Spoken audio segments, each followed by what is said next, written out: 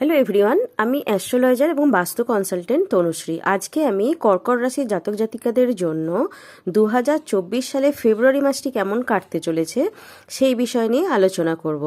কর্কট রাশি হচ্ছে রাশিচক্রের চতুর্থতম রাশি। এই রাশির অধিপতি গ্রহ হচ্ছে চন্দ্র। এটি একটি জলতত্ত্বের রাশি এবং এই রাশিতে জন্মগ্রহণকারী ব্যক্তিরা সাধারণত অনেক ভ্রমণ করতে ভালোবাসেন। এছাড়াও তাদের খুব ভালো সিদ্ধান্ত নেওয়ারও ক্ষমতা রয়েছে। এই রাশির লোকেরা সবচেয়ে কঠিন কাজগুলি খুব সহজেই সম্পন্ন করতে সক্ষম হন। শিল্পের প্রতি ইনাদের বিশেষ আগ্রহ থাকতে দেখা গিয়ে থাকে।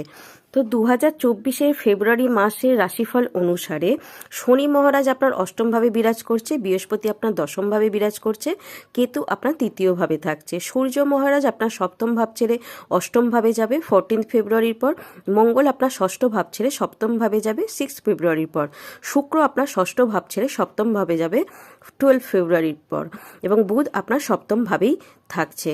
তো এই মাসটি কর্মজীবনের দিক থেকে কর্কট রাশির জাতক জাতিকাদের জন্য অনুকূল। মাসের শুরুতে সূর্য এবং বুধ সপ্তমভাবে বুধাদিত্য যোগ গঠন করবে, যা আপনার ব্যবসার জন্য খুবই অনুকূল হতে চলেছে। আপনি বিজনেসের নতুন অর্ডার বা নতুন প্রজেক্ট পেতে চলেছেন, আপনার ক্লায়েন্ট গ্রাহকের সংখ্যা বাড়তে চলেছে, আপনার বিজনেসে এখানে প্রভূত আয় ইনকাম করতে দেখা যাচ্ছে। তারপর দেবগুরু বৃহস্পতি সারা মাস জুড়েই আপনার দশমভাবে অবস্থান করবে। কর্মের জায়গায় আপনাকে প্রভূত উন্নতি তো দেবেই। এছাড়া যারা চাকরির সঙ্গে যুক্ত রয়েছেন, চাকরিতে আপনাদের মান সম্মান বা পদ প্রতিষ্ঠা বৃদ্ধি পেতে দেখা যাচ্ছে। আপনাদের কর্মের জায়গায় আপনাদেরকে প্রমোশন বা ইনক্রিমেন্ট পেতেও দেখা যাচ্ছে, বা নতুন ইনক্রিমেন্ট নিয়েও কর্মপ্রাপ্তি হওয়ার প্রবল সম্ভাবনা এখানে তৈরি হয়েছে বৃহস্পতি আপনার দশমভাবে থেকে এবং সপ্তমভাবে সূর্য এবং বুধাদিত্য যোগের ফলে। বিজনেসে তো প্রভূত উন্নতি হতে দেখা যাচ্ছে এবং আপনার পারিবারিক জীবনেও অনুকূলতা দেবে। কিন্তু চাকরিতে অহংকার এড়িয়ে চলার পরামর্শ দেওয়া হচ্ছে আপনাকে। মানসিক চাপ বাড়বে, কর্মসূত্রে ভ্রমণের পরিস্থিতি তৈরি হতে পারে। এই মাসে আপনাকে আপনার কোম্পানির বিষয়ে বিশেষভাবে সতর্ক থাকতে হবে, কারণ এটা সম্ভাবনা আছে আপনার কোম্পানির কিছু স্বার্থপর ব্যক্তি আপনাকে মানসিক চাপ সৃষ্টি করতে পারে। এই কারণে আপনি নিজেকে সঠিকভাবে উপস্থাপনা করতে কিছুটা অসমর্থন হতে পারেন। আপনার কেরিয়ার সম্পর্কিত গুরুত্বপূর্ণ বিষয় বা পরিকল্পনা সবার সাথে শেয়ার করা আপনাকে এড়াতে হবে, কারণ এমন একটি সম্ভাবনা রয়েছে যে আপনি যদি আপনার হৃদয়ের অনুভূতিগুলি কারোর সাথে ভাগ করেন, তবে আপনার নিজের পরিকল্পনাগুলো আপনার বিরুদ্ধেই ব্যবহৃত হতে পারে। তো এই বিষয়ে আপনাকে অবশ্যই খেয়াল রাখতে হবে। আপনি কথা যখন কারোর সঙ্গে শেয়ার করবেন তো বুঝে শুনে শেয়ার করবেন। আর্থিক বিষয় এখানে একটু উত্থান পতনে পূর্ণ হতে দেখা যাচ্ছে। চন্দ্র রাশি থেকে অষ্টম ঘরে শনি অবস্থান করার কারণে এটি দেখা যাচ্ছে যে আপনি আপনার সম্পদ সঞ্চয়ের বিষয়ে প্রায়শই একটু উদাসীন থাকবেন।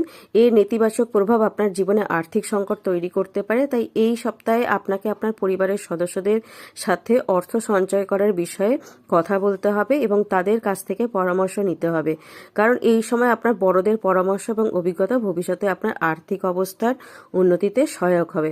এই মাসে আপনাকে আধ্যাত্মিকতার সাহায্য নিতে আপনার পারিবারিক জীবনে অনেক সমস্যার সমাধান করতে দেখা যাবে, কিন্তু এই সমস্ত প্রচেষ্টা সত্ত্বেও নেতিবাচক পারিবারিক পরিবেশের কারণে আপনি মানসিক দুশ্চিন্তার সম্মুখীন হতে পারেন।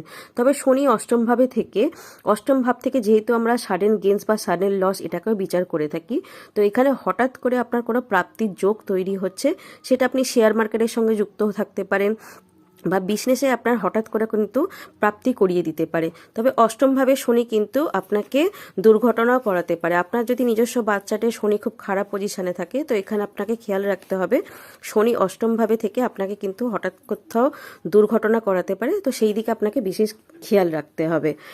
আর শিক্ষার্থীদের কথা যেটা দেখা যাচ্ছে, মাসের শুরুটা আপনার জন্য ভালো হবে। এই মাসে আপনি কিছুটা ক্লান্ত বোধ করতে পারেন, যার কারণে আপনি পড়াশোনায় বিরক্ত হতে পারেন। এই পরিস্থিতিতে আপনার জন্য বই পড়া ভালো হবে। নিজেকে মনোযোগী রাখা এবং আপনার সময় নষ্ট না করা, এটাকে আপনাকে এড়াতে হবে।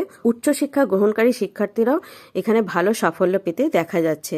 আর প্রেম সম্পর্ক নিয়ে যেটা দেখা যাচ্ছে, মাসের শুরুটা আপনার পক্ষে অনুকূল হবে। আপনারা এক মুহূর্তের জন্য একে অপরের থেকে দূরে যেতে পছন্দ করবেন না, একে অপরের স্বপ্নে মগ্ন থাকতে দেখা যাচ্ছে। আর আপনি যদি বিবাহিত হন, তবে মাসের শুরুটা বৈবাহিক দিক থেকে কিছুটা দুর্বল হবে। এই মাসে মাসে আপনার পরিবারে কিছু সমস্যা দেখা দিতে পারে, তবে তার জন্য আপনার সঙ্গীকে প্রতিটি ছোটোখাটো বিষয় উপহাস করা আপনাকে এড়িয়ে চলতে হবে। অন্যথায় আপনার এই ধরনের স্বভাব আপনার প্রেমিককে রাগান্বিত করতে পারে, যা পরবর্তী সময়ে আপনার জন্য সমস্যা তৈরি করবে। তাই তাকে কিছু বলার আগে আপনাকে ভেবেচিন্তে বলতে হবে। আর মঙ্গল যেহেতু মকর রাশিতে উচ্চ হচ্ছে, তো মঙ্গল কিন্তু আপনাকে মাথা গরম করিয়ে দিতে পারে। এবং সূর্য আপনার সপ্তমভাবে থাকছে, তো সূর্য মঙ্গল যেহেতু এগুলো খুব উত্তপ্ত প্ল্যানেট, তো এখানে কিন্তু আপনার বিবাহিত জীবনে কোনো ঝামেলা বা ঝগড়াঝাটি অশান্তি হওয়ার সম্ভাবনা বাড়িয়ে দিতে পারে। তো সেই দিকে আপনাকে বিশেষভাবে খেয়াল রাখতে হবে। মাথা ঠান্ডা করে আপনাদের সম্পর্ককে আপনাদেরকে এগিয়ে নিয়ে যেতে হবে। আর স্বাস্থ্যের দিক থেকে যেটা দেখা যাচ্ছে, এই মাসটা মধ্যম হতে চলেছে। মাসের শুরুতেই মঙ্গল এবং শুক্র ষষ্ঠভাবে থাকবে, যা ভারসাম্যহীন খাদ্য এবং অত্যাধিক বিলাসবহুল জীবনযাপনের কারণে শারীরিক সমস্যা দেখাচ্ছে, যার কারণে আপনাকে মূত্রনালীর সাথেও সম্পর্কিত কোনো সমস্যার সম্মুখীন হতে পারে।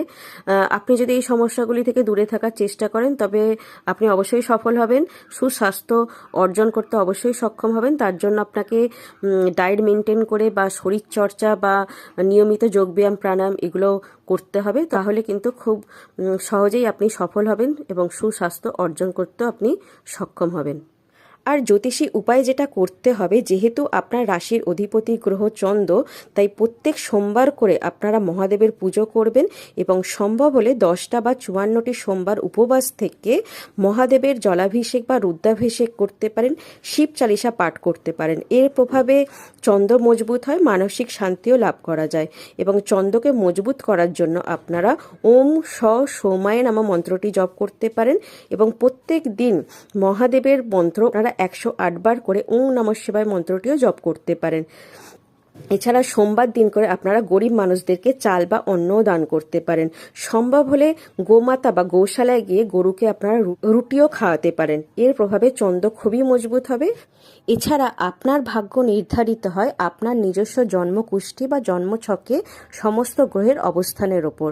আপনার নিজস্ব জন্মকুষ্ঠীতে যদি সমস্ত গ্রহের অবস্থান ঠিক না থাকে বা কোনো খারাপ গ্রহের দশা অন্তর্দশা চলতে থাকে বা আপনার বাস্তুতেও যদি কোনো রকম সমস্যা হয়ে থাকে, তাহলে আপনারা ভালো কোনো অ্যাস্ট্রোলজারের সঙ্গে পরামর্শ করতে পারেন। এছাড়া ভালো কোনো অ্যাস্ট্রোলজারের সঙ্গে পরামর্শ করে আপনারা রুদ্রাক্ষ ধারণ করতে পারেন। তো ভিডিওটি আজকে আমি এখানেই শেষ করলাম। ভিডিওটি ভালো লাগলে অবশ্যই ভিডিওটিকে লাইক করবেন, চ্যানেলটিকে সাবস্ক্রাইব করবেন, পাশে থাকা বেল আইকনকে অল প্রেস করে রাখবেন, যাতে আমি নতুন ভিডিও আপলোড করার সঙ্গে সঙ্গেই আপনাদের কাছে নোটিফিকেশন চলে যায়। নমস্কার।